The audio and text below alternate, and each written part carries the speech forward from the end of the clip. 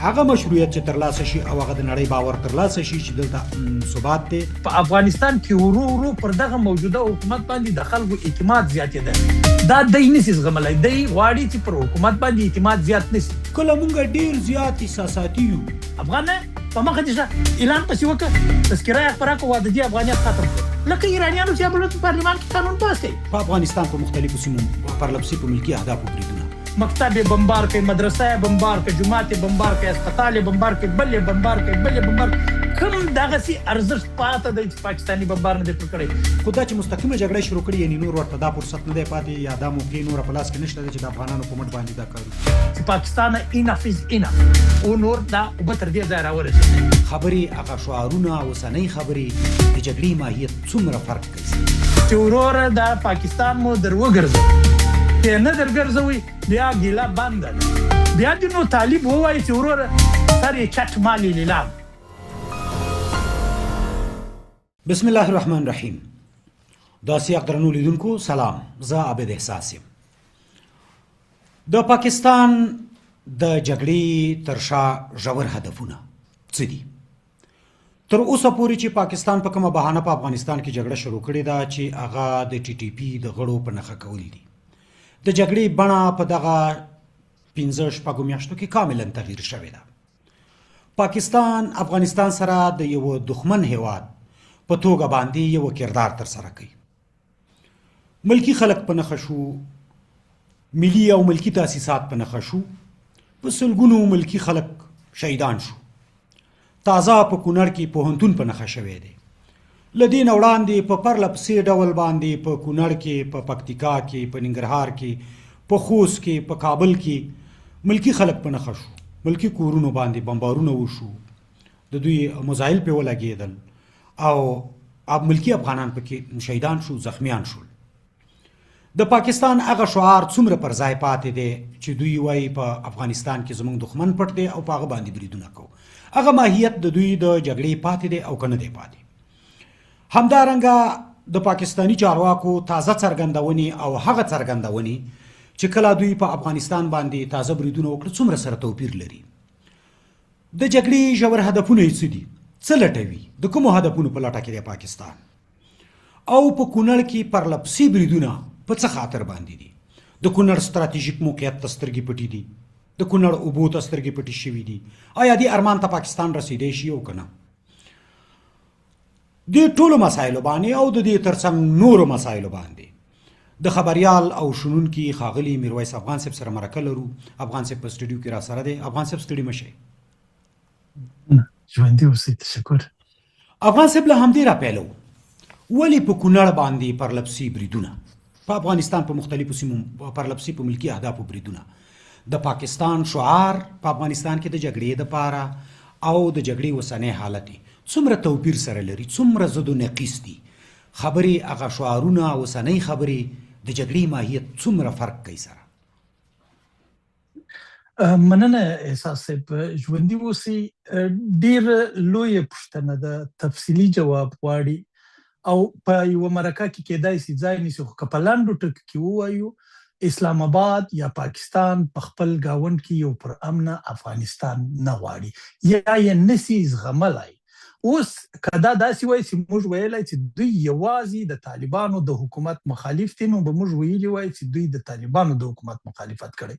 په تیر کې چې تر سردار داود خان پورې ځان د ظاهر شاه تر پاچاهي پورې، یعنې تر ظاهر شاهي پورې پاکستان په هر پړاو کې مخالفتونه کړي دي او په هر پړاو کې د افغانستان حکومت ننګولی دی، چې دا د دې ثبوت ورکوي چې ګواکې پاکستان له افغانستان سره ژوره دښمني لري. نو یو علت خو دا دی.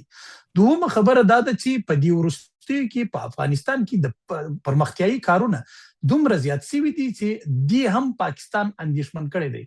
ډېر خلک دې ته له یو دې اړخه ګوري چې ګواکې پاکستان به له افغانستان سره تجارت ونه کړي. نه، خبره داسې نه ده. پاکستان دې ته ګوري چې د منځنۍ اسیا مارکیټ افغانستان له موږ څخه اخلي. په افغانستان کې د کارخانو شمېر چې دی دا اوس تر 8,000 اوښتی دی. او دا هغه د طالب لوړ رتبه چارواکو سره چې کله زه خبرې کوم یا مسؤلو کسانو سره زه غږېدلی، هغوی دا وایي چې لس کلن پلان دا دی چې افغانستان به په یو صنعتي هیواد باندې بدلیږي. نو بل اړخ دا دی چې پاکستان نه غواړي افغانستان په یو صنعتي هیواد بدل کړي. دریم اړخ دا دی چې په افغانستان کې افغانستان مارکیټ به د دوی تر کنټرول لاندې و. همیشه هغه که به د افغانستان د سبزیجاتو، د افغانستان د زراعت مارکیټو، او که به د افغانستان د تر در انتقالیدونکو توکو مارکیټو، دا به دواړه د پاکستان تر کنټرول لاندې و. مثلا زه یو مثال درته وایم، په 3 میاشتې کې به د افغانستان ټوله سبزي یا فروټ یا میوه دا یا خرڅېدله یا به الوتله تلله به په پاکستان کې به په ډېر لږ قیمت خرڅېدله. دا شی اوس د طالبانو په دې اوسني حکومت کې راوګرځېدی. دوی دا د اوس سړي خونې جوړې کړي دي، په سوونو سړي خونې جوړې کړي دي او لام کار پر روان دی. د دا شی مخه ډپ کړله. بل هغه اړخ چې مثلا د دوی مواد پر راتلل و افغانستان ته بې سر و بې سرواشتي مواد، زهريله مواد، دا به راتلل، د دې مخه یې ډپ کړه. نو یو خو د افغانستان خپل مارکیټ دی له لاسه ورکوي، بل چې دا لاره دوی استعمالوله د منځنۍ اسیا دپاره ښه لاره خو به په خپلو شرایطو پر خپل وخت خلاصه سي. اما دوی دا نه غواړي چې افغانستان پر پښو ودرېږي، چې افغانستان صادرات وکړي او د پاکستان هغه مواد و منځنۍ اسیا ته ولاړ نسي. دا دویمه خبره ده. دریمه مسله د اوبو د کنټرول ده چې دوی نه غواړي په کونړ سیند جوړ سي. دوی لا له اوسه کونړ نه ارامه کول غواړي. دوی لا له اوسه داسې هڅه کوي د کونړ له ولسي وګړو څخه په ولسي کچه تړونونه واخلي، هغوی ته ووایي چې ګواکې پر دا ځای باندې به موږ بند نه پرېږدو، دا به نه کوو، هغه به نه کوو. بل که تاسو اورېدلي وي د پاکستان یو ډېر مشهور خبریال چې خورا نامبرده شخص دی، د کرکټ بورډ مشر یې مو حکومت ته نږدې کس دی او دی ځان امریکا ته نږدې معرفي کوي، نجم سیټي صاحب یادو. د هغه یو کلیپ له ما سره سته. دی وایي چې کونړ ډیم د افغانان جوړ کړي، موږ به یو بم پر وغورځو، ختم به یې کړو. یعنی دا د پاکستان د یوه جرنلیست سوچ دی. تاسو فکر وکړئ پوځي استخبارات او هغه د دوی نورې بلاو به تر هغه خو ایله کړي، دا د یو پاکستاني. نو دا معنا چې د پاکستان و افغانستان ته ښه نیت نه لري، د افغانستان پرمختګ نشي زغملی. یو بله خبره مو زیاتوم، احساس صاحب بخښنه غواړم کوم خبرې ورځدې غږ راباندې وکړي. دوی نه غواړي چې په افغانستان کې امن واوسېږي. ګورئ په کوم ځای کې چې امن وي، سکون وي، هلته کار په خپله راځي. دوی څو د فشار وسیلې استعمال کړي. تر 3 میلیونه زیات، تر 13 لکه زیات کډوالې و افغانستان ته راواستول. دا ډېر لوی رقم دی چې د دنیا پر هر ملک ورسي، چې دلته پر برېټانیا راسي اقتصاد به کښېني. افغانستان دا وزغمل تر ډېره حده پورې. بل خبره دا ول دغه امنیت چې په افغانستان کې موجود و، چې یو سړی به د افغانستان د هرات روان سو په بدخشان باندې به وته، دې ته چا څه نه ویل، دا دی نسي زغملی. دریمه خبره دا ده چې په افغانستان کې ورو ورو پر دغه موجوده حکومت باندې د خلکو اعتماد زیاتېده. دا دی نسي زغملی. دی غواړي چې پر حکومت باندې اعتماد زیات نسي. څلورمه خبره دا ده په دا حکومت کې ورو ورو اصلاحات راتلل. دا اصلاحاتو ته چې کله جنګ نه وي، اصلاحاتو ته لارې هوارېږي. چې که جنګ د پاکستان سره نه وي، ما او تا پر دې غږېږو د نجونو مکتب څنګه خلاص، ما او تا پر نورو مسایلو غږېږو، پر اصلاحي مسایلو. اما چې دا چې جنګ پیښ شو نو مسله ټوله راغله و جنګ ته ودرېدل. دا یو بل اړخ دی چې دی. بل دا و چې دی د ایران د جګړې څخه ځان ایسته، دی د سعودي د ملاتړه ځان ایسته او راغل په افغانستان کې جګړې ته لمن ووله. نو دا زما په نظر باندې هغه شان ول چې پاکستان په دې سیمه کې یا په افغانستان کې جګړې ته لمن وي او لارې ورته لټوي. افغان صاحب دغه کوم بودونه چې تاسو د دوی د جګړې په تړاو باندې وویلو ډېر مهم وو او اصلي ابادم همدغه کېدلی شي. یو ناارام افغانستان، پرمختګ نه پاتې افغانستان، بې ثباته افغانستان. خو پاکستان د دې اهدافو لپاره چې پخوا کوم لارې چارې استعمال کړې وي، لکه د سیاسیونو، د ګوندونو، د ډلو ټپلو لارې، پاکستان چې اوس په کومه شیوه باندې جګړه کوي، هغه پخوانۍ شیوې چې دوی د افغانانو نه استفاده وکړي، دوی د ډلو ټپلو نه استفاده وکړي، دوی د ګوندونو په نوم استفاده وکړي، دغه ټولې لارې یا دا ټولې چینې ورړندې شوي دي. بالکل زه په دا عقیده یم چې یو په افغانستان کې پاکستان خپل انټیلیجنس، خپل استخبارات یې له لاسه ورکړي. په هیڅ هیواد کې بل هیواد په ګاونډیو هیوادونو کې استخبارات له لاسه نه ورکوي، خامخا به موجود وي استخبارات، خامخا به د دوی جاسوسان موجود وي، کیدای شي پر لوړ رتبه چوکیو باندې موجود اوسي، اما هغه انټيليجنس چې دوی عموما د پخوا په څیر په افغانستان کې کاراوه دا له لاسه ورکړی دی. دا یو علت دی. دومه خبره دا ده مذهب. دی 45 کاله په افغانستان کې جګړه د مذهب پر بنیاد باندې کړې ده. اوس افغانستان یو مذهبي هیواد دی، افغانستان یو شرعي، یو د شریعت پر بنیاد جوړ یو حکومت لري. دا چې دا حکومت افغانانو ته د منلو وړ دی یا نه دی، یا په کور دننه څوک اختلاف ورسره لري یا نه لري، خو دا خبره سپینه واضح او افغان صاحب یو صریح وړه ده خبره چې کوم چې هغه ته وڅېړي د خپلو خبرو په لړ کې یو وړوکې پوښتنه کوم. هغه مشروعیت چې هغه د امیر عبدالرحمن خان او د امیر شیر علي خان او موږ هغه وخت امارت لرلو او هغه مشروعیت د افغانستان نه اخیستل شوی و، که انګریز اخیستی و که بل اخیستی و، پاکستان ته په لاس کې ورکړی و. هغه که موږ د خرقي دارالعلوم لرلو، دارالفتام لرله او دارالفتوام لرله، هغه که موږ د مزار شریف لرله، هغه که موږ په هډه کې لرله، هغه که موږ د کابل ابو حنیفه لرله چې د سیمې دپاره هغې فتواوې صادرولې، هغه به د سیمې دپاره اسلامي فتوا ورکوله. هغه زموږ نه په یو ډول باندې یا د جګړو په بنیاد یا په بل بنیاد باندې اخیستل شوي وو. اوس او هغه مشروعیت اسلام آباد او اسلامیک ماډل سکول او اسلامیک یونیورسيټي او نور له ورکول شوی و، هغه بیرته افغانانو ته په لاس ورغلی دی. ستاسو د خبرو په لړ کې غواړم دا خبره یو څه بحث زه هم د ټکي ته راتلم. د فتوا مرکز ما په خوا هم دا خبره کړې ده، ډېره په خوا مې کړې ده. د فتوا مرکز افغانستان ته را انتقال شوی دی. ګورئ موږ اوس خپله دارالفتاوا لرو، دارالافتا. ما به دا خبره کوله، بیا مې کړې ده، په جلسونو کې مې کړې ده، په غونډو کې مې کړې ده چې کابل دی د فتوا مرکز وي، بیا دې پر ما فتوا راکړي، زه به هغه فتوا په دواړو سترګو منم او هر افغان به یې مني. ولې فتوا باید د اسلام آباد رانشي. دا ځای د اسلام آباد دا اوس ډیر خوښ دی. ګورئ په پاکستان کې ډیر علما موجود دي، په دې کې شک شبه نشته. دا د دوی علما، بخښنه غواړم پر دا خبره باندې ځینې علما به ووایم ولې چټیات وایي په افغانستان پسې، یا ولې په افغان علماو پسې چټیات وایي، یا ولې د افغانستان په حکومت پسې چټیات وایي. خو دا هغه ارزښت له لاسه ورکړی دی، دا هغه اهمیت له لاسه ورکړی دی. کله چې دی دا اهمیت او ارزښت له لاسه ورکوي نو د ده هغه ځای خوږېږي. دې کې شک نشته چې دا راغلی. هو نور کار ته اړتیا ده، دا به نور پراخیږي، دا به نورو ځایو ته رسیږي. یوه چې تر ټولو ډیره مهمه مسله ده چې هغه باید طالب چارواکي یا د افغانستان اوسني حاکمان وکړي، هغه دا ده چې د پاکستان د مذهبي ډیپلوماسۍ لاس له افغانستان لاندې کړي. مذهبي ډیپلوماسي څه ده؟ په مذهب باندې، په دین باندې کنټرول، دین د حکومت دپاره استعمالول، دین د ګټو دپاره استعمالول. او دا کار دی په چا کوي؟ دا کار دی په علماو کوي.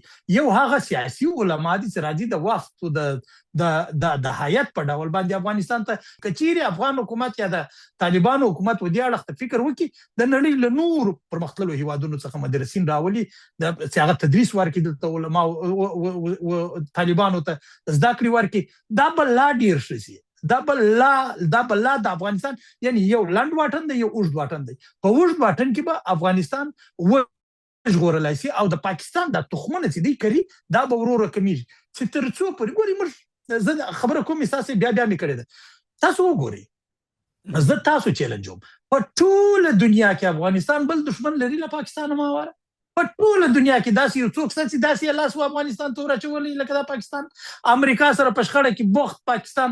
امریکا اوس وایي چې وروره ولس مو ملت مو تر ډېره بریده ستاسو په خلاف تبلیغات اورېدلي دي، تاسو لږ انتظار وکړئ، دا حالات به نورمال کېږي. داسې غرب ټوله، داسې د ناټو ټوله غړي هیوادونه، اما هغه شوروي اتحاد چې په زرو او عسکر یې په افغانستان کې مړه شول، هغه له ما سره دونه مشکل نه لري.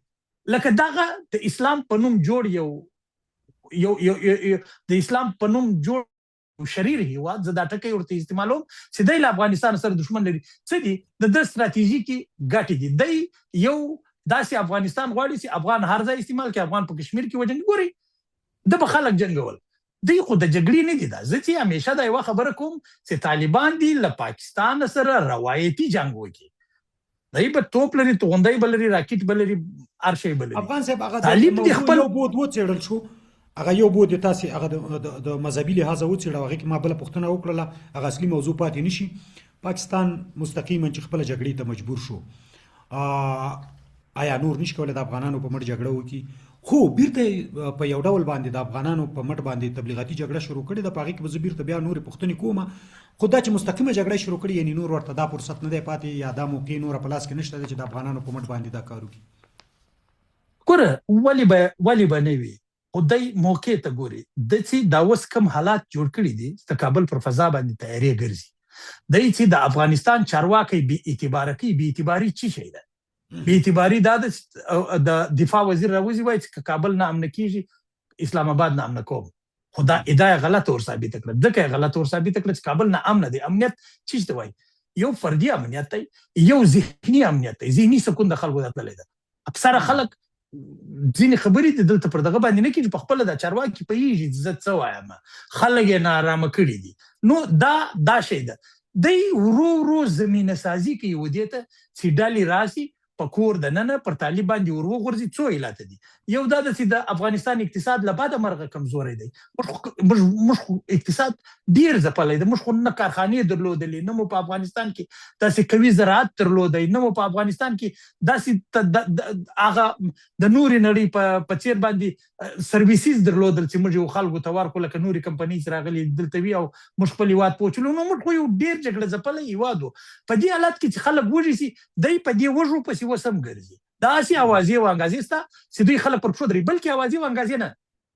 زه د تېر جمهوریت زه تللی ما سفرونه کړي د نړۍ بېلابېلو هېوادونو ته. د تېر جمهوریت ځینې لوړ رتبه چارواکي مې کتلي دي، ځینې نظامیان مې کتلي دي. عبید صاحب ورغلی یم، زما غږ به واوري، دا ستاسو د خپرونې له لارې راته ویلي دي چې پاکستان رجوع ورته کړې ده، دروازه ورته کولې ده، د مرستې غوښتنه ځینې کړې ده، او ځینې بې ضمیره افغانان ورسره یو ځای شوي هم دي پر دې سربېره چې په دې پوهېږي چې پاکستان د کابل دشمن دی. ځکه دی وایي زما طالب نه دی خوښ. هلکه طالب زما هم نه دی خوښ، فرض یې کړه، لیکن د دې معنا خو دا نه دي چې زه په کابل کې یا چاودنه کوم یا جنګ کېږي یا بله پېښېږي یا بله پېښېږي. خو راسئ د نورې انساني نړۍ په بڼه باندې، لکه په ټوله نړۍ کې انسانان او حکومتونه نه وي خوښ. زما دلته چې دا اوس کوم حکومت دی دا مې نه دی خوښ، اما خپله رایه به نه کوم ور په سیاسي جادوجهد به وکړم. اوس راځم ستاسو د پوښتنې د بل اړخ ته. دوی د طالب سره ګورې، طالب په جګړه کې ډېر غوښتلی دی، په روایتي جګړه کې. دی د طالب سره هېڅ یوه ډله نشي جنګولی. د طالب سره هېڅوک جنګېږي نه. دلته دوه علته دي.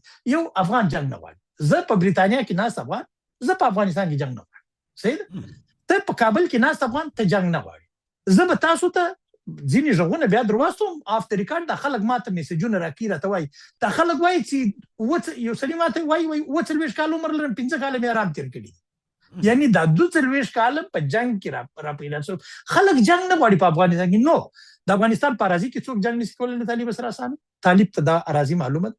د افغانستان په دغه موجوده جغرافیه کې پاکستان نه دی په ښکاره نشي راتلی، لکه امریکایي چې راغلی، ځکه د هغه سره پیسې او وسلې دواړې موجودې وې، او له ده سره دا نه دي موجود، هغه سره دنیا ولاړه او له ده سره دنیا نه ده ولاړه.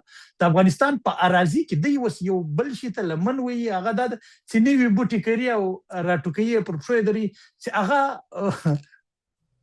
هغه ګټه نه ورته کوي. نو دا توان پاکستان له لاسه ورکړی دی، ځکه خو په خپله راشوی شوی دی جګړې ته، او ښه ده چې په خپله راشوی شوی دی جګړې ته. زما په نظر افغان صاحب یو څه چې هغه د افغانستان او د نړیوالې ټولنې د اړیکو د جوړېدو په برخه کې، په دې برخه کې اسلامي امارت دا څو کلونو پرلپسې لګیا دي، کوشش کوي چې افغانانو ته دعوت هم ورکوي، راځي هغوی چې له افغانستانه تللي دي هغوی ته هم وایي راځي. دا بالاخره دا څو ورځې مخکې سیاسیونو ته وویله، ځینې ډېر مخالف خلک چې هغه د فوزیه کوفي او د نورو خبري رسنیو ته راغلي چې هغوی نه هم دعوت ورکول چې راشئ خپل وطن ته په خپل وطن کې ژوند وکړئ. خو دلته یو څه که تاسې په تحلیل وکړئ، یو شمېر خلک د دې دپاره ګمارل کېږي هغه افغانان دي چې هغوی داسې خبرې رامنځته کړي چې دغه فرصتونه د افغانستان خراب شي، چې د نړیوالې ټولنې سره اړیکې جوړې نه شي، افغانان خپل هېواد ته راونه ګرځېږي، نفرتونه زیات کړي. یو شمېر کسان دې ته ګمارل شوي دي چې دغه په افغانستان کې چې کوم ملي یووالی دی، په افغانستان کې د قومونو ترمنځ هغه قومي اختلافات ختمیږي، هغه قومي تضادونه ختمیږي، ژبني تضادونه ختمیږي، مذهبي تضادونه ختمیږي. هغې ته د بهر نه یا د بل ځای نه پاکستان داسې کوشش شروع کړی دی چې د دوی سره په تماس کې شي، که هغه په هر هیواد کې وي، او هغوی داسې خبرو ته راوبولي چې هغه بیرته دې تفرقو ته لار برابره کړي، تر څو دلته په افغانستان کې هغه مشروعیت چې ترلاسه شي او هغه د نړۍ باور ترلاسه شي چې دلته ثبات دی، دلته قومي اختلافات نشته، دلته مذهبي اختلافات نشته، دلته ژبني اختلافات نشته، بیرته هغه ورته لمن ووهي او دلته د یو څه خلکو احساسات وپارئ، دلته ځینې نفرتونه وپارئ. دا د جګړې یو ډیر مضر ډول دی. په دې باندې ما غوښتل مې چې تاسې یو څه تحلیل پرې وکړئ. عبید صاحب، د جګړې یوازې وسلوالې نه دي، جګړې د ټکنالوژي جګړې دي. په ټکنالوژي کې یو سړی په نیویارک کې ناست دی، کابل وایي صحیح، دا خو د سره ټکنالوژي موجوده ده، ساينس دی، ساينس جګړه ده. یو د یو چا جاړه ډبه پر وژه ده، دا موږ روایتي جګړه ورته وایو، دی جنګ کوي، دا د جګړې بله بڼه ده. بله تر ټولو مهمه بڼه د جګړې ده تبلیغاتي ده، دا تبلیغاتي بڼه. اوس پاکستان له موږ سره په دې ټولو اړخونو کې په جګړه بوخت دی. ګورې پاکستان، زه دا خبره کوم، ما ته خلک وایي ته د طالب ملاتړ کوې. هلکه زه دا د ستاسو پر میډیا باندې وایم، زه د طالب ملاتړ نه کوم، زه رښتیا وایم. پاکستان له طالبه ماتې وخوړله. ګوره ماتې یې څنګه وخوړل؟ که مات سوی نه وای خو ده به تیارې نه رالوځولې. خو دی په دې پوهېږي چې په افغانستان کې دفاعي سیستم نشته، نو ځکه دی که د ماته نه وای خوړلی خو راغلی به. ګوره پرون یو کوچنی هلته په کندهار کې شهید کوي، ورغلل په یعنی په 15 دقیقې کې پوسټر د ونیوله. زه د دې شاهد یم، له ما سره د دې اسناد موجود دي، له ما سره ویډیوګانې موجودې دي. خو د جګړه د ځمکې جګړه وبایه، روایتي جګړه یې د طالب په وړاندې وبایلله. نو دوی تبلیغاتي جګړه، په تبلیغاتي جګړه کې موږ مشکل لرو عبید صاحب. موږ دا څلور ټکي دي، دا زه به د افغانستان حکومت ووایم، یا به زه افغانستان وایم، یا اسلامي امارت، هر نوم چې تاسو پرېږدئ، دا لکه موټر پر څلورو ټایرو پر څلورو پایو روان دی. دا د دې د څلور پایې یا د څلور ټایرونه چې دي، دا اوس ډېر زاړه شوي دي، دا تغییر ته اړتیا لري، دا بدلېدو ته اړتیا لري. هغه څه چې دي، یو دا تدبیر دی چې دی یادي چې له تدبیره به کار واخلو، بل دا مصلحت دی چې دی یادي چې موږ به له مصلحته کار واخلو، بل دی وایي احتیاط پکار دی، باید له احتیاطه کار واخلو، بل دی د دې امرثاني ټکی. په 15 کاله کې یو امرثاني نه دی پای ته رسېدلی. امرثاني خو نو تر یو وخته پورې دا هغه څلور پایې دي د افغانستان د موټر، د افغانستان د نظام دوی پر چلی، او دا څلور سره ټایرونه زاړه شوي دي. ګوره زه نه وایم، د متقي صاحب خبرې به تاسو اورېدلې، بل ورځ ډیپلوماتانو ته کولې. صحیح، د متقي صاحب ډېره ښه ژبه لري، ډېر ښه وزیر خارجه دی، زنده باد ژوندی دی، خدای د همت ورکړي چې نور هم د پاکستان سره په نرمه ژبه وغږېږي. اما سوال دا دی، ولې د افغانستان نور اړخونه راګرځول کېږي له نورو چارو څخه؟ زه د دې شي ډېر تفصیل ته نه ځم. ګوره ایرانیان لګیا دي، سیاسیون یې سیاست کوي، پوځ یې نیغ په نیغه ولاړ د امریکا ته وایي ته دې کښتۍ راولې، زه دې ووینم چې څنګه راتېرېده زما اوبو ته. چا ځینې تېره کړې ده؟ نه ده ځینې تېره کړې. زما دا داسې نه ده، زموږ دا ورته وایي چې نه، ته به هم څه نه کوې، که ده پر دا سر په کونړ کې ویشتې، ته به له تدبیره کار اخلې، ته به له مصلحته کار اخلې، ته به له احتیاطه کار اخلې، او دا کار به ته تر امرثاني پورې اخلي چې تر څو پورې بل امر رسېږي. نفرت کوم زه له دې څلورو ټکو څخه د افغانستان په تړاو باندې. ګوره د طالب څخه ولې خلک ویرېدل؟ د طالب ولې د طالب پاکستان د طالب ویره ورختموي، د طالب هغه ویره ورختموي چې له طالب څخه پاکستانیان ویرېدل، یا د طالب څخه نړۍ ویره درلوده، یا طالب په کومه ویره امریکا او ناټو ته ماته ورکړه. هغه دا و د طالب جدت و، طالب یو جدي ځواک و. طالب ګورې که د تحریک پر وختو، که چیرې د مقاومت پر وخت باندې، که چیرې د جګړې پر مهال باندې له دې څلورو شیانو کار اخیستل کېدی، خو صحیح و. اوس خو طالب ته حکومت یې، هېواد چلوې، ته باید هر شي ته یو ډېره کلیر پالیسي ولرې. د ګوره د حکومت ټوله ویندویان باید خپلو خبرو ته اله کړل شي، حدود باید معلومه وسي. سړی دا د تېره جګړه کې موږ شهیدان درلودل، نظامي، په دې کې شک شبه نشته، په هره جګړه کې شهیدان پېښېږي، او طالب په شهادت بندواز هم نه دی. که شهید وای جنت ته ځم، که ژوندی رالی وای غازي یم، خلک په غاړه کې ګلان راځي. وی ویل چې دا ما نشر وي، که یو ده، که دوه دي، که 5 دي، باید نشر نشي. اوکې، دا به موږ در سره ومنو، د هېواد ګټې په دې کې دي چې دا هغه که ملکي وګړي مړي، د خدای دپاره پر ملکي وګړو ته ولې پټه خوله ماتېږي؟ دا خو باید دا پرون د کونړ موضوع خو دا خو باید ملګرو ملتونو ته وړل شي. ما لابینګ وکړه، ما خلکو ته واستول دا شیان. هلکه زه خو یو ژبخیلی سړی یم، د افغانستان یو وګړی یم، د افغانستان یو فرد یم. داسې به تاسو دا کار کړي، داسې به نورو افغانانو کړي چې ملګرو ملتونو ته یې مستې نړۍ یم خبرې چې راسي دغه پاکستان در وګرځوي. دا یو لکه په کلي کې بیا د بیما لیونی پر هر چا باندې پر موږ پر کور باندې ډبرې راغورځي، په لاس کې وسلې دي. اوس یو امید چې ما ته را پیدا کېږي جنګي جنایتونه او جنوساید دا خو باید وړاندې شي، دا ثبت شي. دغه خبره ما کوله چې ما ته یو امید را پیدا کېږي. زه دا یوه خبره کوم، ما ته یو امید را پیدا کېږي. نه پوهېږم په کوم ځای کې ما ته زما شپږم حس دا وایي چې دا پاکستان به دا نړیواله ټولنه به موږ خرابوي، دا به دی په افغان خرابوي. ګوره که یو وارې خبره و دې ته ورسېدله، یو وارې فیصله دا وسوله چې هو چې خدای تعالی دې وکړي، نن هم ناسته روانه. ګوره ما سره ملګرو مشرانو ملګرو خبرې وکړلې، نن هم ناسته روانه وله، د افغانستان د مهمو ارګانونو ناسته روانه. خدای تعالی مهربانه دی چې یو وارې دا فیصله وکړله چې ګوره دوی موږ ته د امریکې مثال راکوي چې یار امریکا سره موږ له تاسو سره ملاتړ کوو، تاسې امریکا ماته کړه. ګوره موږ دوی یوازې دا ډیورنډ کرښه چې دا د څو زره کیلومتره ده، صحیح ده، موږ ورتللی شو، موږ هلته خلک لرو، موږ هلته دا دین نه دی، دا چې د دوی د لاسه دین راوتلی دی. ګوره د طالبانو حکومت یو مذهبي حکومت او ډېر ملایان ډېر خلک یې دا وایي چې موږ په پاکستان کې همدا ډول حکومت غواړو. نو که یو وارې دې خلکو وویل چې هو بیا خو پاکستان ته د ټینګ نه پاکستان خو دا نشي کولی چې راولاړ شي، دی به څومره بمباري وکړي. ګوره دا یوه خبره زه کوم، د ده چې بمباري کوي تر ناټو به دی زیاتې بمباري وکړي. دی تر ناټو غټ بمونه لري، د ده سره تر ناټو ډېرې تیاري دي، د ده سره تر ناټو ډېر زیات وسایل خو نشته ورسره. دا طالب څنګه مقابله وکوله؟ طالب خو به هغه وخت لږ بل ځای به پکې دی، په خپل وطن کې کور دیوال شار ټول ځایونه ورته دشمنان ول. تلل به په دغه پاکستان کې به یو ځای پټ په یو کونج کې پناه اخیستل، هغه چې به دوی ونیوي بیا به پر امریکا خرڅاوه، تللی به په ګوانتانامو کې به یې بندي کاوه. هغه وخت کې طالب 20 کاله مقابله وکړله. زه اوس هم دا وایم، بیا مې ویلي دي، دا طالب که روغ و دومره خطرناک نه دی. که دا طالب مات سو، دا تر دې اوسني روغ طالب زر چنده خطرناک دی. افغانستان ته د دې طالب که مات سي که روغ وي، تر دغه زیات زیان یې نه ور اوړي، ګټه به یې ور ورسېږي. پر ما به نور طالب نور له ما سره څه وکړي؟ صحیح ده، اما موږ نه غواړو چې دا وطن جنګ ته ولاړ شي، په هېڅ وجه نه غواړو. دا هم نه غواړو د پاکستان سره جنګ ته ولاړ شي. او که دا اوبه تر غاړې را رسېږي، نو بیا خو پاکستان ته جواب ورکول پکار دي. جواب ورکول په روایتي جګړه. جواب زه په دې قطعا نه یم خوشحاله دی په دغه ورکې په ډرون طیاره ورکې. هو ډرون طیاره دې پکې استعمال شي، چې دا کښتۍ هلیکاپټر دا دې پکې استعمال شي، اما جګړه به روایتي کېږي له پاکستان سره.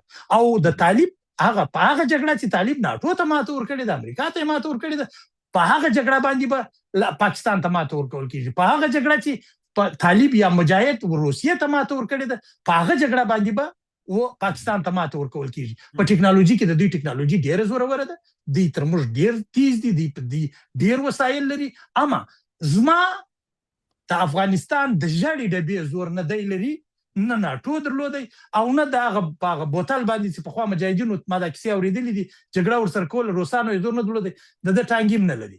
مطلب دا دی طالب ته دا پکار دی چې و پاکستان ته په روایتي جګړه، یعنی نور وخت د دې د احساس صاحب ما چې د پرون د کونړ پیښه ولیدله، زه فکر کوم که طالب نور هم کښېني، دا معنا خدای دې نه کوي چې طالب پخپله بیا نو د افغانستان جنجال ته بیایي، یا به دا علت وي او یا به دا وي چې طالب په لویې تنخوا په عشق و عشراتو په دې په هغه باندې پوه شوی، دا علت وي. او بیا بل اړخ ته چې نظامیان ګوري، نظامیان نه په عشق و عشرات پوه شوي او هم د افغانستان دفاع کولی شي، په لوږه کولی شي. د نړۍ یوازینی پوځ چې په وچه ډوډۍ باندې هر څومره تکړه دی جنګ کولی شي. یعنی که طالب وغواړي، که په رښتیا د افغانستان حکومت وغواړي پاکستان ته دومره سرخوږی جوړولی شي چې په میاشت کې دننه به پاکستان پر څلوري راځي، د خدای رویونه به ګرځي. خو دا اجازه ورته پکار ده او دا کار پکار دی چې نور وځي. دا دې ته کښېنستل نه دي پکار. البته دا زما نظر دی. یعنی نور به څه کېږي زموږ د پاکستان ترمنځ؟ تاسو په خپله مقدمه کې وویل شارونه یې را بمبار کړل، غرور یې را بمبار کړئ، عزت یې را بمبار کړئ، ماشومان یې را بمبار کړئ، مکتب یې بمبار کړئ، مدرسه یې بمبار کړئ، جومات یې بمبار کړئ، هسپتال یې بمبار کړئ، بل یې بمبار کړئ، بل یې بمبار کړئ. کوم دغسې ارزښت پاته دی چې پاکستاني بمبار نه دی پر کړی؟ وایي دا سلامې بدې ورځې ته ساتلی ده، نو تا ژاړه ډبه و کمې ورځې ته ساتلی ده. که دا تر دغه بده ورځ پر ما راځي، قطعا نه راځي. تر دې بعد ورځ پر افغانستان قطعا نه راځي. موږ دا منو چې وسایل نشته د تیارې مخنیوی وشي. نو بل هغه د ټولو یو په خپل دفتر کې بخښنه غواړم نه پیدا کېږي. نو دغسې لکه پخوا چې وسې هغسې سي پخوا د بل په وطن کې اوس په خپل وطن کې سي. اوس تاسو په خپل وطن کې هر څوک ځای درکوي. اوس خو په د حکومت کې داسې څوک نشته، په ښارونو په کلیو کې ځای درکوي. پکار ده چې پاکستان ته جواب ورکول شي. نور د دې وخت یو بله مسله ده افغان صاحب، د افغانستان د جګړې سره تړلې مسله ده. د افغانستان د جګړې سره په څنګ کې په ضمن کې که تجارت خراب شوی، اخواته د پښتنو تجارت خراب شوی دی، که ترانزیت خراب شوی د هغوی خراب شوی، که نه امن شوي دي هغوی خراب شوي دي. یو څه ارقام چې یو څه وخت مخکې ما په یو اډرس کې ولیدو چې دغه اوس تقریبا 14% ماشومان په پښتونخوا کې مکتب ته نه ځي. 14%. نو که د 8 میلیونه 15 میلیونه انسانانو 14 د هغې ماشومانو شمېره راویستل شي او د هغې 14% مکتب ته نه ځي، یعنې کابو افغانستان سره شمېره برابرېږي. یو مشترک ستراتیژي روانه ده چې اخواتم هغه پښتانه ټکول کېږي، دخوا په افغانستان بمبار کېږي. که دلته د دې په دې هدفونو باندې بمبار کېږي چې د پرمختګ او د ثبات او د فابریکې جوړولو او د پانګونې مخه ډب شي، ورسره په ضمن کې عیني کارونه اخواته روان دي، په عیني ډول جګړه اخواته روانه ده، په عیني ډول باندې سرخوږی اخواته روان دی، د خلکو ژوند اخواته همغلته ګواښل کېږي. د پښتنو تر کومه بریده پورې چې پښتانه دي، که هغه د وزیرستان نه راونیسي تر چتراله پورې همدغه عیني حالت روان دی په دواړو خواو کې. خو او تاسې دلته د روایتي جګړې خبره وکړله، او دغه جګړه د لومړي ځل دپاره هم نه ده. دا جګړه څو واره تکرار شوې ده او په څو واره باندې دغه د پولې دواړو خواو ته پښتانه د پرمختګونو راګرځول شوي دي، په وړاندې خنډونه جوړ شوي دي. دغه روایت څنګه دومره عام کول پکار دي؟ زه وایم چې لکه د افغانستان د پولې نه اخوا پښتانه په همدې حالت کې دي، او که دې خواته افغانان اخوا افغانان او دې خوا افغانان په یو حالت کې دي. یو مشترک روایت ته چې ضرورت دی په دې باندې غواړم چې تاسې دغه حالت ته اول خو په دغه اول خو اساس پوله نه ده، د ډیورنډ فرضي کار صحیح ده. دواړو خواو ته پاکستان ظلم ناروا کوي. دا زه چې کومه خبره کوم روایتي جګړه دا نه معنا چې موږ په ډیورنډ کرښه جګړه وکړو. روایتي جګړه دا معنا چې موږ د سره د ننه د په کور کې جګړه وکړو. امریکا ولې راغله په افغانستان کې له القاعدې سره جګړه کوله؟ افغانستان خو د القاعدې مرکز هم نه و، خو ده غوښتل چې دا جګړه له خپل وطن راوباسي، ده غوښتل جګړه له اروپا وباسي. موږ په دا جګړه انتقالو هلته افغانستان بچ کوو، دا جګړه به انتقالو هلته. پاکستان دا کوشش کوي جګړه را انتقالي دی خواته. اوس پاتې شوه د هغه ځای د میشتو پښتنو خبر. هلته څو شان دي. یو دی بلوچ ازادي غوښتونکي چې هغه بلوچستان غواړي، هغوی تقریبا ډېر ښه روان دي د خپلې ازادۍ پر لاره پر خپل قلمرو باندې. یو دی هلته ټي ټي پي چې د ټي ټي پي په دې وروستیو کې پر ټي ټي پي باندې دا تورونه دا نیوکې ډېرې زیاتې شوي دي چې ټي ټي پي تش په نوم یوه پوکڼه وله، او دا یې د افغانستان ته د سر د درد دپاره جوړو. دا زه نه وایم، دا خلک چې په دا رسنیو کې زه څارم هغوی دا وایي که نه څه شوه هغه ټي ټي پي. هلته یې مکتوبونه خپاره کړل، مکتوبونه یې ما ته هم راوستل چې والله موږ د افغانستان د اسلامي امارت ملاتړ کوو. نو کومه ده؟ تا څه ملاتړ وکړو؟ ته راغللې چې والله موږ به داسې لارې باندې تا کومې لارې باندې هغه مکتوبونه به تر تاسو را رسېدلي وي، هغه مکتوبونه به تر ډېرو خلکو پورې رسېدلي وي. دا یو دا دی. یو بل ډېر مهم شی چې په پښتني سیمه کې موجود دی هغه ملي مقاومت دی.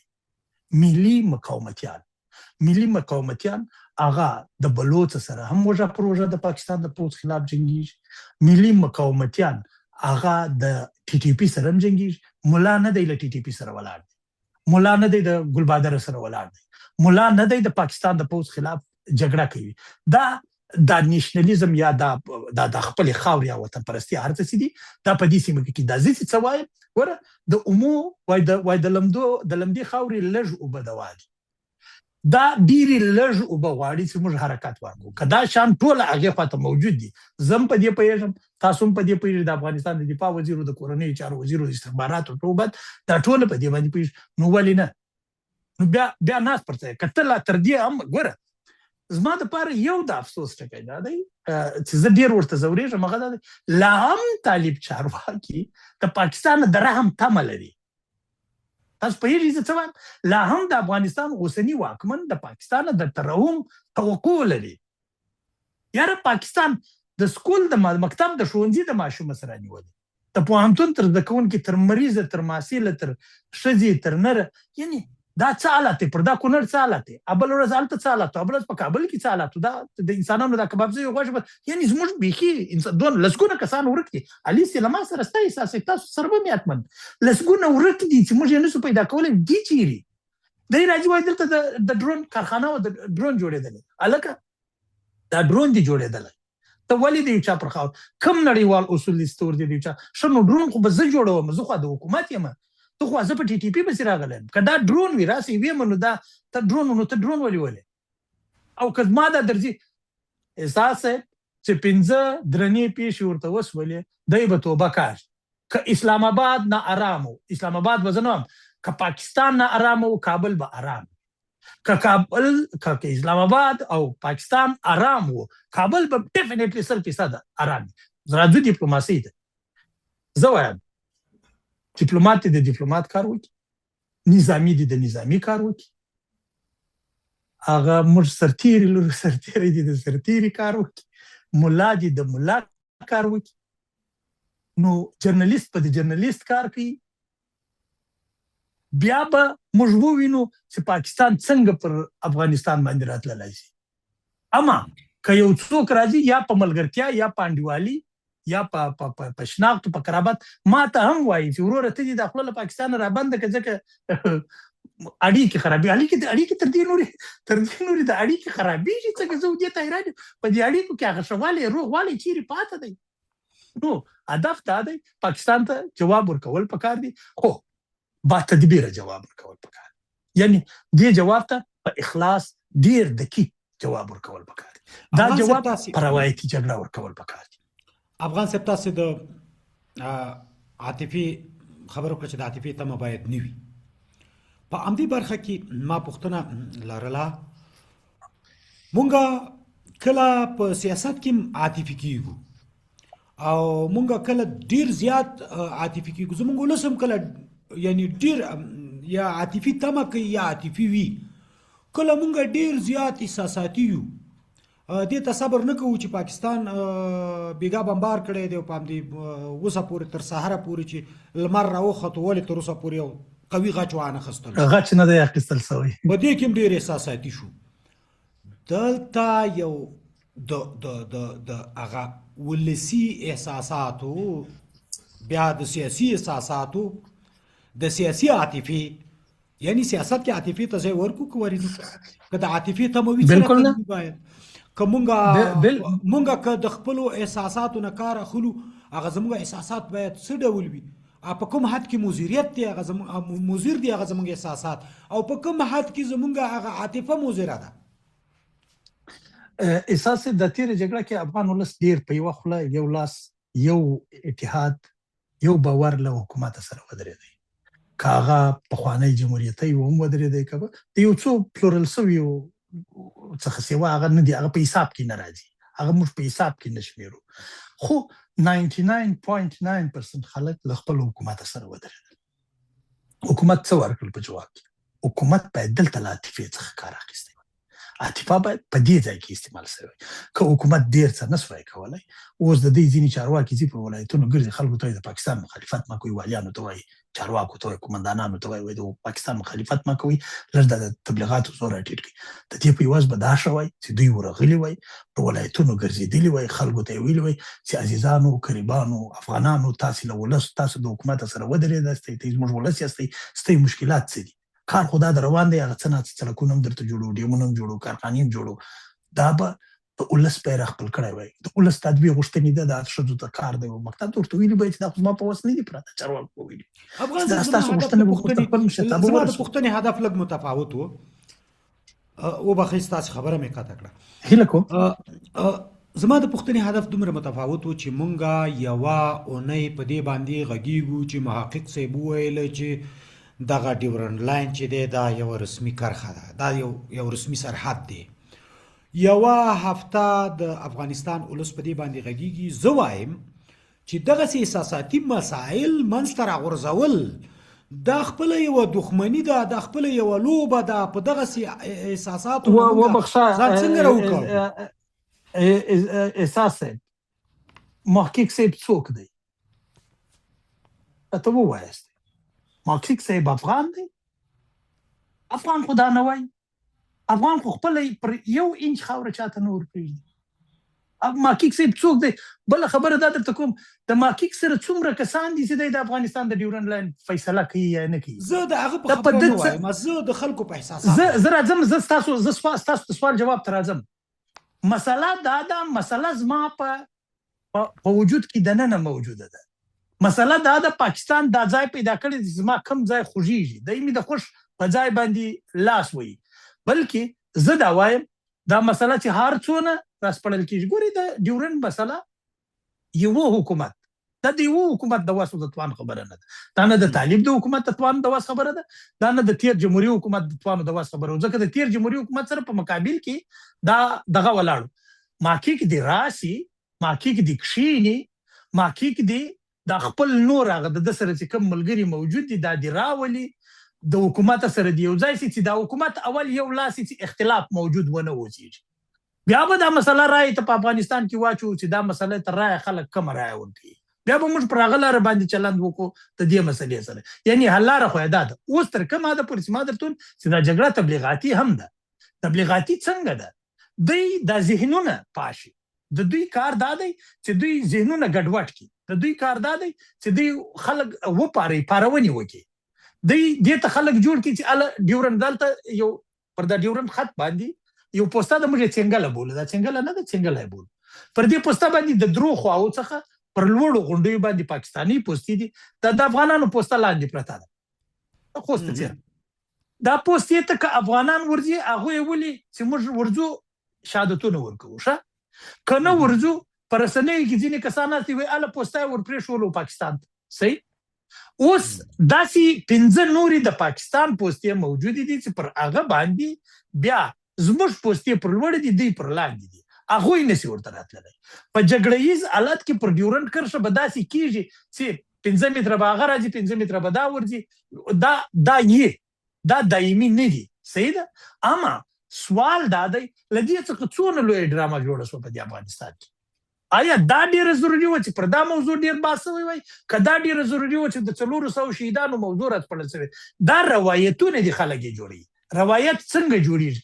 دی روایت خلقوي، روایت رسنیو ته ور اچي، خلک ایموشنل کوي چې د یوې موضوع څخه پام و بلې موضوع ته واړي. دا د دوی کار دی. اوس پاته سو، زه بیا راځم یا محقق صاحب ته یا دا څه کسان چې د دې دغه په اړه ویلي دي، ډېره کلیره باید د افغانستان حکومت فیصله وکړي. هر هغه څوک چې افغانستان نه مني د هغوی ټوله جایداد باید حکومت ضبط کړي، د هغوی ټوله جایداد، د هغوی ټولې اساسې باید ضبط شي. یو نوټس ورکول شي، یو خبر ورکول شي چې وروره له دغه شي دې تېر شه چې اساسې یې ضبط شولې، حکومتي شول، بیا د هغوی څخه د دنیا د قانون مطابق چې ته یو ځای جایداد ونه لري نو ته نیشنلټي پرېښوی شي. دا د دوی د افغانستان د قانون مطابق د دنیا نه بعد له هغه دي دوی نان افغانان اعلان کړي چې دا خلک نان افغان. هر هغه څوک په ټوله دنیا کې داسې دي.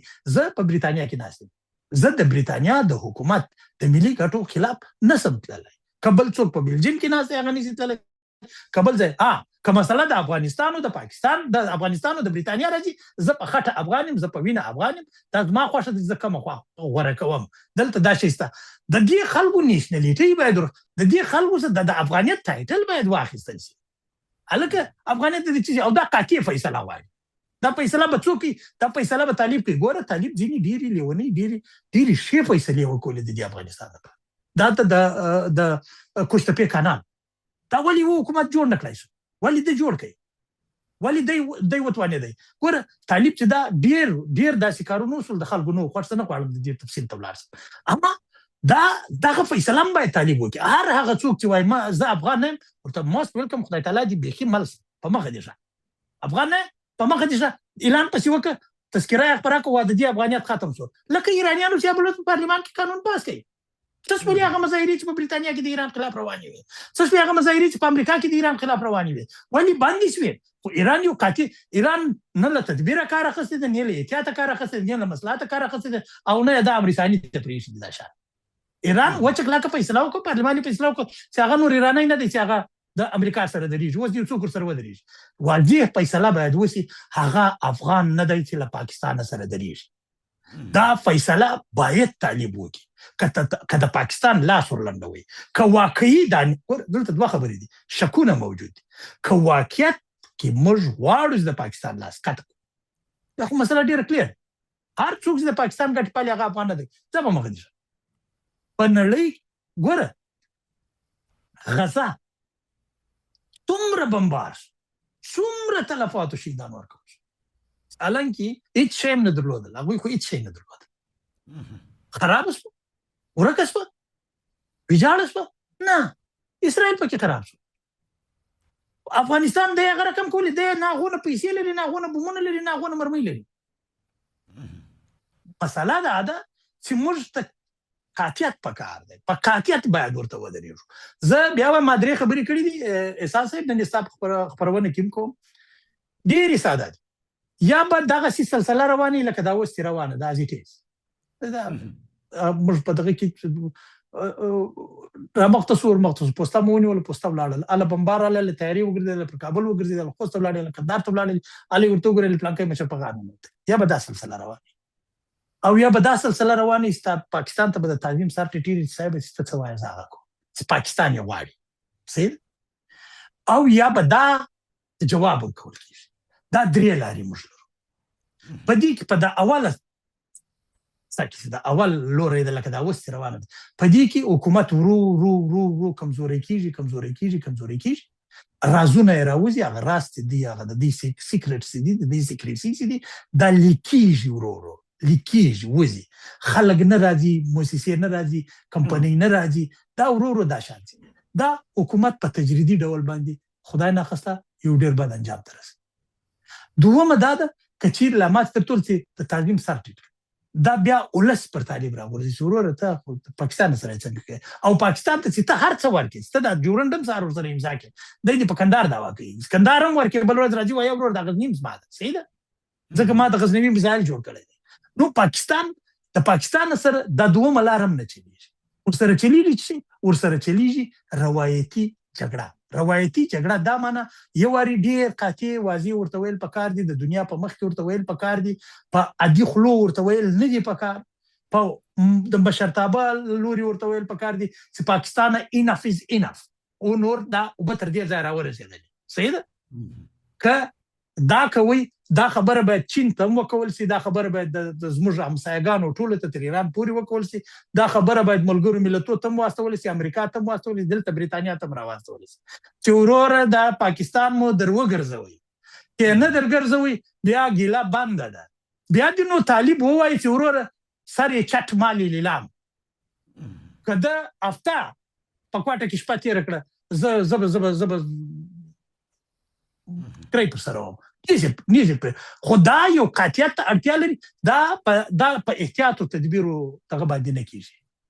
په نظر افغان صاحب وروستی پوښتنه زما او ستا په مسلک کې کوم، په خبریالي کې کوم، په جګړه کې، په دغه جګړه کې د عامه ذهنیت دپاره دغه فضا څومره ګردجنه شوې ده، د تبلیغاتو، د پروپاګنډا، د سیاسي پالیسیو، د مخو څټ، د نظامی پالیسیو، د څو مخونو، د افغانستان د ولس هغه کم سوادي، دلته د خلکو هغه احساساتي ژوند، هغه احساساتي فکر، د دې نه څومره استفاده د تبلیغاتو د پروپاګنډا دپاره شوې ده، او دغه فضا یې څومره ککړه کړې ده. او په دې برخه کې چې د بهرني تبلیغات، د پاکستان تبلیغاتي هغه د پاکستان د تبلیغاتي او پروپاګنډایي ګردونو دپاره موږ خپلو خلکو ته د خپلو تبلیغاتو، د خپلو ولس د ذهنیت د جوړولو دپاره یو روښانه چراغ بل کړی وي، څه باید وشي او کومو اپشنونو نه استفاده شوي، که د یو خبریال په توګه باندې ووایي چې لیدونکي پوه شي چې د کومو تبلیغاتي لارو چارو نه استفاده شوي. تبلیغات خو د افغانستان خلاف له بده مرغه ډېر سوي دي. دلته بیا یو مشکل دا دی، طالبان، د طالبانو حکومت، د طالبانو د اطلاعات کلتور وزارت یا په خپله مجاهد سوي، دوی دا مسایلو ته په هغه سترګه ګوري لکه دوی چې په مقاومت کې و، په جګړه کې به دوی غږ وکړي چې مه غږېږئ له مطبوعاتو سره، ټول به نه غږېدل سیده وغږېږي د مطبوعاتو سره ټول به وغږېدل ویډیو دغه د پلانکي پیښې ویډیو ورکوي مطبوعاتو ته چا به ورکړه مې ورکوي چا به نه ورکول هغه وخت دا د دوی خپل خلک وو هغه په جګړه کې ښکېل طالبان اوس ولس له دوی سره دا 50 میلیونه ولس دی دا په دې کې به طالب څونه نو ټول ولس دی ولس خو دا ټول ولس خو د دا خبره نه مني ټول ولس خو له یو حکومت هم خوشاله نه وي په دا حکومت کې هم ډېر ناراضه ولس ده زه د خپل حکومت څخه خوشاله نه یم دلته دا په ټول دنیا کې حکومتونه داسې نو په دې کې هغه نخوابه خلک هم موجود دي صحیح ده چې هغه زه دا وایم د حکومت اول تر ټولو مهم ټکی دا دی چې حکومت ډېر واضح ډېر سریع چارې وویشي ویندویان ازادي ویندویان دي وروزي دا سریع کرشي دي تر دې چوکاټ په باندې نه وځي زما په ذهن کې ځینې خبرې دي که ته زر پوښتنې راڅوکې زه تر هغه د باندې نه وځم دا زما ځان ته یو چوکاټ جوړ کړ دا دي د خپل ویندویان وروزي اما ویندویانو ته د اجازه ورکړي چې ته په خپل مسلک په خپله شعبه کې ازاد یې تا ته دې ووایي که ته د حکومت رسنۍ ووسېږي یا د حکومت تلویزیون یا رادیو ته دې ووایي چې وروره ته په خپله پالیسي کې ازاد یې لیکن پالیسي دا ده دا پالیسي باید ورته ورکول شي نو بیا دا رسنۍ چې دي دا به راولاړې سي هغه به د ولس اذهان جوړ کړي ولس به جوړ کړي اوس یو یوټیوبر دی تبلیغات خو د طالب په ګټه کوي لیکن په شخصي کې دې ما ته راسي چټیات وایي دا زه یو مثال کوم څوک ستنه ما سره چا دا خبره نه ده کړې یو بل څوک دی خلک راځي په یو نامه په بل نامه باندې ځان نه باسي او غلط اطلاعات راوځي د باندې په کار دا د اطلاعاتو یو مرکز جوړ شي یو ډېر قوي مرکز جوړ شي اوس مثلا په افغانستان کې ډېر زیات پیاره غنیزي چارې شوي دي ما یو ورځ مجاهد صاحب ته وویل دا د زما غږ باوري ما مجاهد صاحب د دې دپاره باید زه ولې ته بیا رغونې په یو کار پسې د سرحدونو چارو وزارت ته ځم سرحدونو چارو وزارت کې په خپله ویبپاڼه ولیکي هغه باید ما ته راولېږي چې وروره ته د جګړې خبرونه خپروې ویل دغه نه خپروې تا ته دې راولېږي سته پر دې باندې یوه ورځ یو بحث جوړ کړو موږ دونه ډیمونه جوړ کړي دي دا د تبلیغاتو اړخ چې دی د افغانستان د لکمات تر مخ تر ټول له بده مرغه کمزوری دی او هغه ملي احساس په انسانانو کې له بده مرغه کم دی خلک نه پوهېږي ما دلته یوه خبره کړې وله ما ته خلک وایي سته د طالبانو مدافع وکیل دی له ځانه جوړ کړی یا د دوی لابیګر ما ویل زه بېطرفه نه یم زه اوس هم وایم ستاسو زه قطعا بېطرفه خبریال نه یم زه د افغانستان طرف خبریال یم زه جرنالیزم کوم د افغانستان د ګټو دپاره او برطانویه کې د بریتانیا د ګټو دپاره ګوره دا داسې دي نه زموږ خلک په دې نه پوهېږي نه زه آزاد جرنالیست یم نو ما ته کار څه په مخه راتلل هغه به وایي دا نه ده صحیح په دې باندې خلک باید پوه شي دوی باید روزنه ورکړي دوی باید کورسونه ورته ونیسي چې دا کرښې دي دا ګټې دي یو د نظام ګټې دي د حکومت دا یو اړخ دی یو د وطن ګټې دي دا بل اړخ دی بل د خلکو ګټې دي دا بل اړخ دی په دې باندې دوی باید پوه کسان ورسنیو ته ورولي په دې باندې که دی باز ته یو څوک ورولي باید د دغه چې د دې فکر سړی ورولي که دی هلته یو څوک مطرح کوي پروموټوي لوکل خبریال باید دا خلک مطرح کوي پروموټ یې کړي وایستې وي تر مهمو منصبونو پورې ورسوي په کور دننه چې هلته هغه ځوان داسې ځوانان موجود دي احساس صاحب داسې ځوانان موجود دي احساس صاحب چې زه تاسو ته یعنې په خپله رښتونولي قسم اخلم درته وایم زما دې په خدای قسم داسې ځوانان موجود دي په دې افغانستان کې چې تر خوله اور راوځي چې ورته کښېني اما موقع نه ده ورکول شوې اما یو چا روزلی نه دی یو چا دا بل ستا په څنګ کې وروزل شي د بل په څنګ کې به وروزل شي ټیمونه دي جوړ کړي که دوی دا ګوره بیا وایم تبلیغاتي جګړه وسلواله جګړه ټکنالوژي جګړه ټکنالوژي خو موږ ډېر کمزور صحیح ده تبلیغاتي او وسلواله جګړه کې په وسلواله جګړه کې الحمدلله د افغانستان ځواکونه بالکل دا جګړه بیانوي دا روایتي جګړه چې موږ ته وایو او پاته سوه دا دغه جګړه د تبلیغاتو جګړه په دې کې دوی کمزوري دي له بده مرغه کمزوري دي په کار دا ده چې په دې اړخ کې کافي سریع او واضح تغیرات راولي تغیرات څه دي یو کس چې دوی ته ډېر ګران وي دوی ته ډېر معتبر وي دوی ته ډېر محترم هغه ورئیس که خو دا رئیس سمبولیک که ورته وایي چې رئیس صاحب ته رئیس یې خو د درو کسانو خبره به اورې دا چې نو نشي کېدلی چې ته بس ناست یې ستا څه ویل ځکه هغه سړی خو نه پوهېږي په دې باندې اوس په خپله مجاهد صاحب دی تاسو لیدلی دی بهترین زه فکر کوم په ډېرو کمو حکومتونو کې به دومره بهترین ویاند راغلی وي لکه دا وخت چې دی دا ویاند دی د حکومت چارې په مخ وړي اما ویندویان باید پرېښودل شي چې خپلې خبرې وکړي چوکاټ یې ورته جوړ شي نو بیا موږ تبلیغاتي جګړه ګټلی شو او ولس قانع کولی شو کنې بیا که داسې محقق صاحب غوندې خلکو یوه خبره وکوله بیا موږ ټول په هغه پسې ځو هغه خبره به مو رانیولي نو زما په نظر باندې خلا موجوده ده، اما داسې نه ده چې بیخي نیستي ده، داسې نه ده، ډېره ښه ولاړه ده، اما دا ډېره نوره ښه کېدل پکار دي. پکار دا ده چې لا نوره ښه شي، پکار دا ده چې ډېر ځوانان په کار وګمارل شي. دغه د کلم مو د خواله رسنۍ په وړتیا لا نه لرو، خو دا خواله رسنۍ دي چې خواله رسنۍ په کار د خلک ورسي. افغان صاحب ډیره مننه. ډیر د یو خبرونې پوښتنه مو یو سوال کړه، خبرې خو ډیرې زیاتې دي، د خبرونې وخت پوره شوی. ډیره مننه چې را سره د برخه واخیسته. بیا به راځو سره، بیا به د خلکو سره معلومات تحلیل نستاسو شریکو. ډیره مننه. کور آباد. مننه. خورم شاد. درنو لیدونکو، له ښاغلي میرویس افغان صاحب سره خبرونه تر دې ځایه وه. د الله په امان.